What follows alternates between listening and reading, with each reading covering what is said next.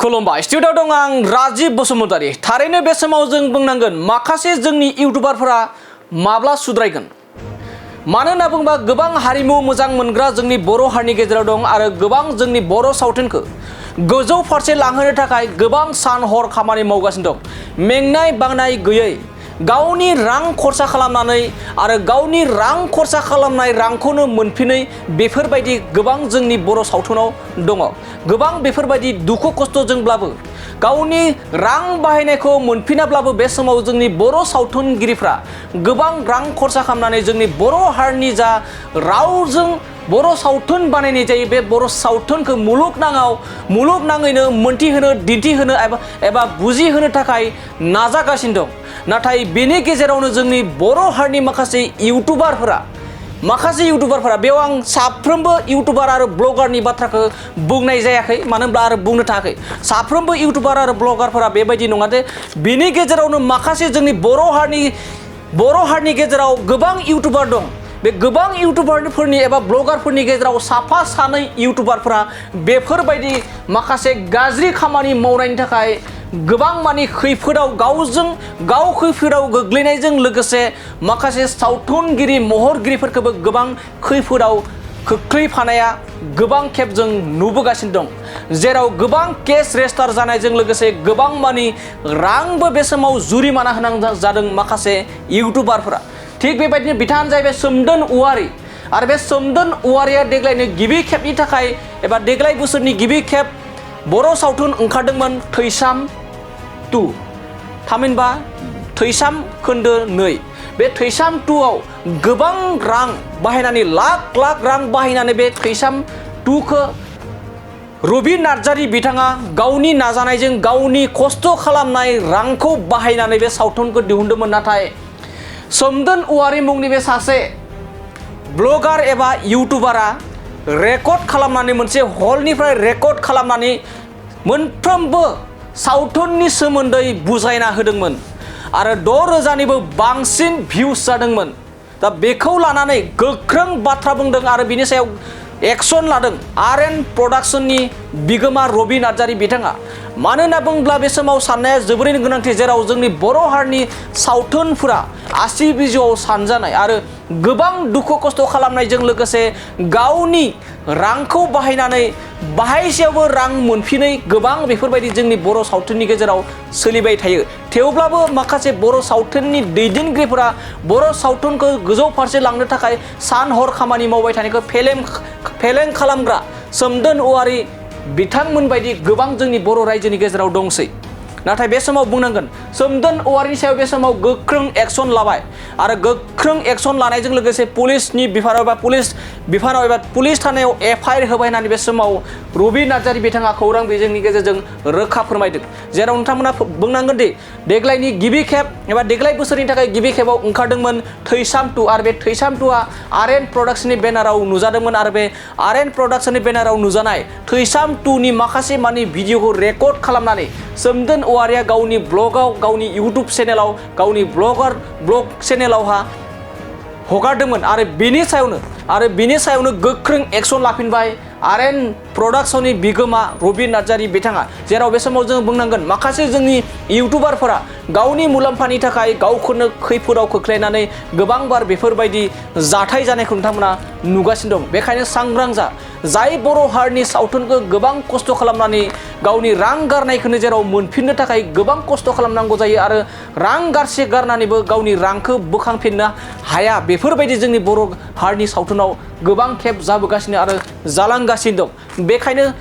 बेखायनो माखासे जोंनि इउटुबार आरो ब्लगारफोरा बेनि सायाव गोबां मानि सांग्रांथि जानाया गोनांथि होननानै बे समाव जों फोरमायो। मानो होनना बुङोब्ला बेफोरबायदि गोबां खेब जाबोनायखौ माखासे सावथुनखौ गावनि इउटुब चेनेलाव हगारनानै गाव रां खामायनो नाजानाय, भिउस खामायनो नाजानाय, फ्लवार्सखौ बांहोनो नाजानाय जाथाया खनले जाबोनायखौ बे समाव नुबोगासिनो। दानिया फैदो RN प्रडाक्शननि बिगोमा रबि नार्जारी बिथाङा सोमदोन औवारी बिथांनि सायाव माबायदि बाथ्रा बुंदों आरो माबायदि खेंफोरथि होदों। सोमदोन औवारीया दायो बेसेबां लाख जुरिमाना जाखो? बे समाव सोमदोन औवारीनि सायाव गोबां मानि लाख जुरिमाना होनायनि एबा खालामनायनि बे समाव खौरां बिजोङाव ओंखारदों।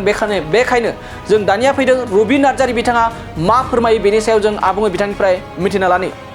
खुलुमबाय, आंनि मुङा सोमदोन औवारि। आङो दिनै बे मिडियानि गेजेरजों नोंथांमोननि सिगाङाव आं बेखौनो बुंनो सानदों।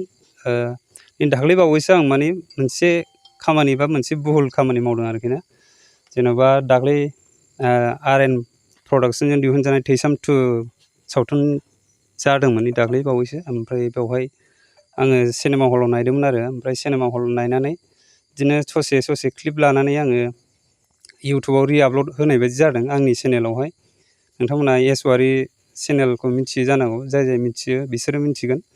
आं बेवहाय आपल'ड होदोंमोन। ओमफ्राय बेवहाय आपल'ड होनायाव माने आंना एसे जाय माने आरएन प्रडाक्सननि मालिक बेयो आंखौ माने बुंफैदों आरोखि, जेनेबा बिदि हगार नामा होननानै आंखौ दा हमफैदों। बेखायनो आं बुंनो साननाया बेनो, जेनेबा इयुनाव नोंथांमोनाबो सोरबाफोर बिदि हगारनो गोसो जायोब्ला हगारनाङा। आं दिनैहाय आंनि गोरोन्थिखौ आं मानिना लानानै आं आरएन प्रडाक्सननि बिथां रबि नार्जारि सार आदा बा सारखौ आंखौ निमाहा होदोगोन होननानै आङो मिजिंथिबाय आरो आसाबो खालामबाय।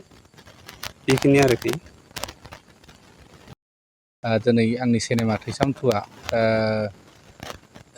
दानिसो बुंलांनाय फंबाय सोमदोन औवारिया बङाइगाव इउनिभार्सेल हलावहाय सिनेमाखौ नायनानै भिडिअ खालायनानै गावनियाव रि-आपल'ड खालायदोंमोन एस औवारि ब्लग चेनेलावहाय।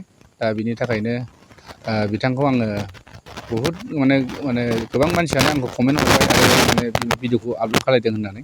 दा बिथांमोननि अनसायनाय जायफोर आंखौ मदद होदों बेखौ नागिरनायाव आं बिथांमोननो बुंखादोंमोन जे आङो जाय बिथांखौ नागिरनो हायो आङो 15,000 आं अफार होदोंमोन। दा बे हिसाबैनो आंखौ हेफाजाबगिरि बिथांमोना हेफाजाब होबाय। दिनै आं मोनबाय। बिथाङा चिरां थाइखाजरानि। दा जों फैनानै बिथांनि न'आवहाय फैबाय आरो बिदिनो मानगोनां जोंनि बिथांनिनो गामिनि रायजो राजा मानगोनां आफादगिरि नेहाथारि बिथांमोनाबो जोंखौ हेफाजाब होबाय। जों सानदोंमोन आयेननि थ्रुयै थांनो होननानै। बिनि गेजेराव जों रायलायलायनानै जोंनिनो जेनेबा गामिनिनो थाइखाजरानि गामिनिनो मानगोनां आफादगिरि नेहाथारिफोरा रायलायनायनि गेजेरजों समाधान जाबाय। बिनिफ्राय जोङो एसे बिथांखौ आयेन बायदि जों फाइन फोनांबाय। दा बे हिसाबै बिथाङा फाइनखौबो होनो राजि जाबाय। आं बेखौनो गुरैयै खावलायनाय जायोदि जाहाथे नेक्स्टआवबो जोंनि बे थैसाम मुभि बा आंनिल' सिनेमा नङा, गुबुन प्रडाक्सननि गुबुन प्रडिउसारफोर दिहुननाय मुभिफोरखौ बेबायदि मबाइलाव खेबनानै जाहाथे इउटुब आरो गावनि फेसबुक पेजाव हगारा, गावखौनो दायनिगिरि खालायनानै लानाङा, आं बेखौ नुहुरदों आरो। मानो होनब्ला दानि जुगाव ससियेल मिडिया जुग, जेरावबो खारखोमानो हाया। थिग बेबायदिनो दिनै जों मैया हरनि गेजेरावसो मोनथिनानै जों दिनै फुङाव फैनानै बिथांनि न'आव फैबाय रायजो राजाबो मदद लानानै आरो माखासे निउस मिडिया बिथांमोनाबो जोंखौ हेफाजाब होबाय। बेबायदिनो बिथांखौ हमफैबाय।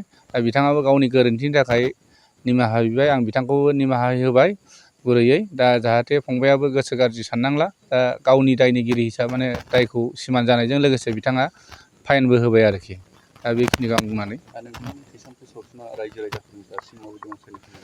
दा आंनि सावथुनखौ जिथु थैसाम 2आ जे आं बेखौनो बाख्नायनांगोन जे नायगिरि बिथांमोन जेने रायजो राजा बिथांमोना आंनि थैसाम 2 सावथुनखौ बुहुद अनसायदों, नायनानै बुहुद हेफाजाब होदों। बेबायदिनो आं जेरैबायदि 60 लाख बाजेट गारदोंमोन, बे हिसाबै मथा मथि 50% आंनाव रिकभार जाबाय आरो। दा बिदिनो गोबां जायगायावनो पेन्डेल दंबावो, गामिफ्राव फुजाफ्राव।